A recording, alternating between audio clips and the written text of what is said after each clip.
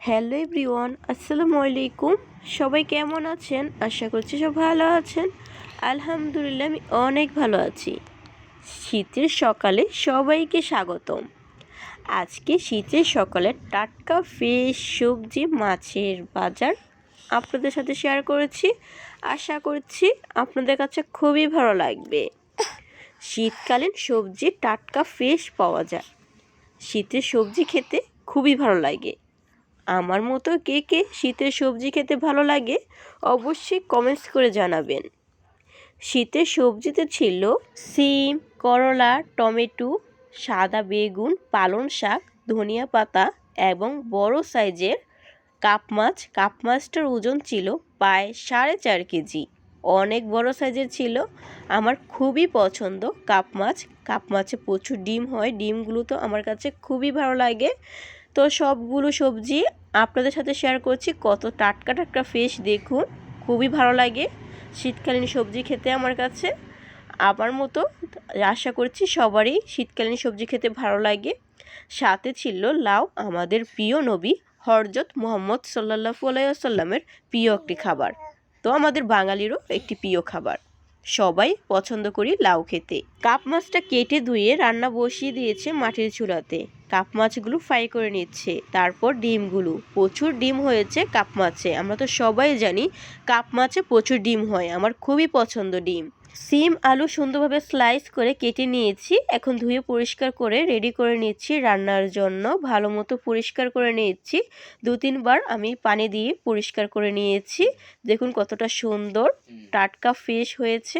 সিম রান্নার জন্য এখানে কেটে ধুয়ে পরিষ্কার করে রেখে দিয়েছি টমেটো কুচি, কাঁচামরিচ এবং পেঁয়াজ কুচি, সাথে ছিল ধনিয়া পাতা কুচি। সব কিছু আগে থেকে রেডি করে রান্না করতে আমার কাছে খুবই ভালো লাগে। আর এদিক দিয়ে মাছগুলো ফ্রাই করে নিয়েছি পারফেক্টভাবে। অনেক সুন্দর ব্রাউন কালার হয়েছে।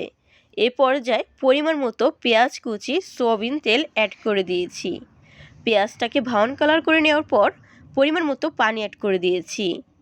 হাফ কাপ পানি অ্যাড করে দিয়েছি। তার পরিমাণ মতো হলুদের গুঁড়া, মরিচের গুঁড়া, স্বাদ মতো লবণ দিয়ে 5 থেকে 6 মিনিটের মতো কষিয়ে নিতে হবে। কষানোর পর সিমগুলো আস্তে আস্তে অ্যাড করে দিতে হবে। এই যে আমি সিমগুলো আস্তে আস্তে অ্যাড করে দিচ্ছি। সবগুলো সিম দিয়ে ভালো মতো কষিয়ে নিতে হবে। এখন ডেকে দিব। ডেকে দেওয়ার পর 5 থেকে 6 মিনিট পর পর ঢাকনা উঠিয়ে সিমগুলো ভালো মতো কষিয়ে নিতে হবে। ডিমগুলো সুন্দরভাবে ফ্রাই করে নিয়েছি। খুবই মজা, খুবই সুস্বাদু ছিল, আমার খুবই পছন্দের ডিম। তো 5 মিনিট পর পর ঢাকনা উঠিয়ে নেড়ে ছেড়ে সিদ্ধ করে নিয়েছি। এখন পরিমাণ মতো টমেটো কুচি অ্যাড করে দিয়েছি। এখন আবার ভালো মতো নেড়ে ছেড়ে 5 মিনিটের মতো ডেকে রেখে দিব টমেটোগুলো সিদ্ধ হওয়ার জন্য। টমেটোগুলো সিদ্ধ হয়ে গেছে। এ পর্যায়ে ফ্রাই করে রাখা মাছগুলো অ্যাড করে দিয়েছি। এখন পরিমাণ মতো ঝোল দিয়ে বলক আসা আগ পর্যন্ত অপেক্ষা করতে হবে। আপনাদের পরিমাণ অনুযায়ী ঝোল অ্যাড করবেন। কালারটা কতটা লোভনীয়, অসাধারণ হয়েছে। পরিমাণ মতো কাঁচামরিচ অ্যাড করে দিয়েছি। এখন নেড়েচেড়ে মিক্স করে নেব। এই যে বলক চলে এসেছে। এই পর্যায়ে ধনিয়া পাতা কুচি দিয়ে চুলা থেকে নামিয়ে নেব। নামানোর পর আপনাদের সাথে পরিবেশন করে দেখাবো কতটা লোভনীয়, অসাধারণ হয়েছে। খেতে খুবই সুস্বাদু ছিল। আপনাদের কাছে আমার একটি অনুরোধ, বাসায় অবশ্যই আমার কাপ মাছ দিয়ে সিম আলু টমেটোর ঝোল রেসিপিটি বাসায় ট্রাই করবেন। আপনাদের কাছে খুবই ভালো লাগবে, খুবই মজার রেসিপি। আজকে লাউয়ের রেসিপিটা হচ্ছে নতুন রাঁধুনিদের জন্য। চলুন দেখে নিই আজকে লাউটা কিভাবে রান্না করি। লাউ রান্নার জন্য সুন্দরভাবে স্লাইস করে লাউটা কেটে নিয়েছি। এইখানে পরিমাণ মতো পেঁয়াজ কুচি, সয়াবিন তেল অ্যাড করে দিয়েছি। পেঁয়াজটাকে ব্রাউন কালার করে নিতে হবে। আর কাপ মাছের মাথা, লেজ পিস 1 পিস নিয়েছি।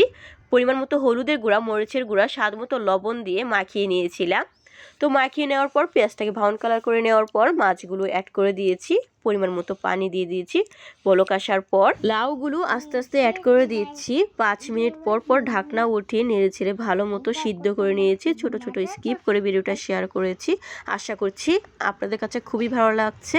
আর পরিমাণ মতো ধনিয়া কুচি দিয়ে দিয়েছি। এখন নামিয়ে নিয়েছি। নামানোর পর দেখাচ্ছি কালারটা কতটা লোভনীয়, অসাধারণ হয়েছে। মাছ দিয়ে লাউয়ের রেসিপিটা খেতে খুবই মজা ছিল। আজকের রেসিপিগুলো এখানে শেষ করছি। নেক্সট কোনো রেসিপিতে নতুন কোনো রেসিপি নিয়ে আবারও দেখা হবে। আল্লাহ হাফেজ।